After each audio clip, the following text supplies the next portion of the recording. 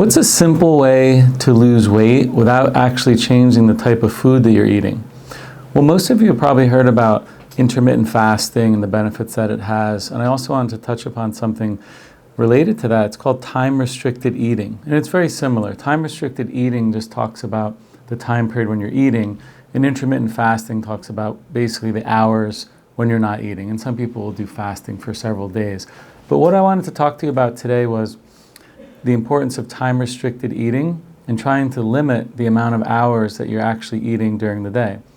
So for example, you might be eating, let's say, from 9 in the morning all the way up till 10 at night, as a lot of people do. They might eat first thing in the morning and they snack throughout the day in addition to their 3 meals. The problem with that is you're constantly increasing your blood sugar, which has a constant surge in your insulin in your blood. And insulin sends a signal to the body to store fat. So if you're constantly eating, let's say you're eating 3 meals a day and then maybe 4 or even 5 snacks, you constantly have these cycles where your blood sugar goes up and it's followed by a higher spike in insulin. And it takes the body a while to stabilize the blood sugar. And all those insulin spikes send the signal again to store fat. So there's no way that you could burn fat if you're constantly snacking like that. So the concept of time-restricted eating is, let's say without even changing what you're eating, I'm just talking about the timing. So if you could condense that window of eating maybe from 9 or 10 a.m. to, let's say, 5 or 6 p.m., that gives you about an 8-hour window of eating, which means it's 16 hours of not eating, which means 16 hours of no insulin or low insulin in your bloodstream. That's going to send a signal to your body to burn fat, because the only way you can burn fat is in the absence of insulin. So again, if you can go 12 or ideally up to 16 hours without eating, you're going to have low blood glucose and subsequently low blood insulin levels, which means your body is going to start to tap into its fat stores to burn fat.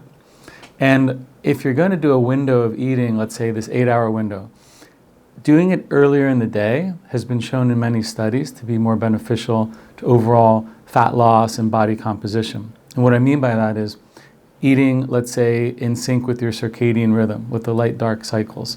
So eating from 9 in the morning to about 5 in the evening sort of syncs up with your body, where it wants to take in the most calories during the day, because insulin is more sensitive during the daylight hours. And the food that you eat will be processed and handled much more effectively than if you said, well, I'm going to eat from 1 p.m. to 9 p.m. Still an 8-hour window, but if you're eating most of your calories later in the day, especially when it's dark out, your body will not process those calories as efficiently, and you're more likely to gain weight. So you could be eating 2,000 calories between 9 a.m. and 5 p.m., and you could eat 2,000 calories between 1 p.m. and 9 p.m., but the person eating earlier in the day is going to lose weight and specifically lose fat because their hormones, and by hormones I'm talking mostly about insulin here and glucagon, are going to be more well balanced. So again, we haven't even touched upon what you should be eating. This isn't a commentary on eating vegan, eating carnivore, ketogenic, or anything like that. It's purely talking about the timing. So if you can change the timing of when you're eating, first, eating most of your calories earlier in the day. Secondly, try to restrict the window of eating maybe to 8 hours, 10 hours, or something like that. And you'll see noticeable changes in your body composition.